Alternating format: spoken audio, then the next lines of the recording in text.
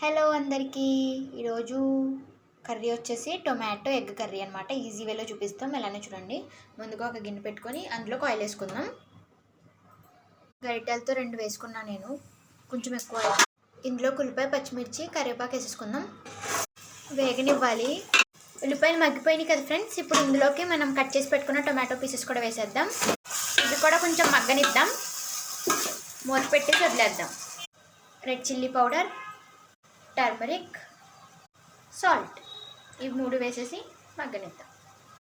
మూత తీసి చూసాం. ఇక్కడ కర్రీ చూడండి, మగ్గిపోయినాయి బాగానే. ఇప్పుడు ఇందులోకి ఏం చేయాలంటే ఎగ్స్ వేసుకోవాలి. ఈ ఎగ్స్ ఏంటంటే కొంచెం ఫ్రై చేశాను ఆయిల్లో, అంటే ఇంకొంచెం టేస్ట్ ఎన్హాన్స్ అవుతుందని. ఇప్పుడు ఇందులోకి వేసేద్దాం.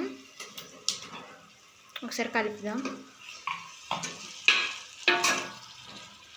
సో కర్రీ అయితే ప్రిపేర్ అయిపోయినట్టే. చూసారు కదా ఎంత కలర్ఫుల్గా, ఎంత బాగుందో కర్రీ.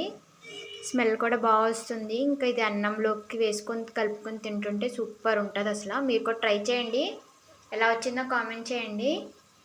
స్మెల్ అయితే బాగా వస్తుంది.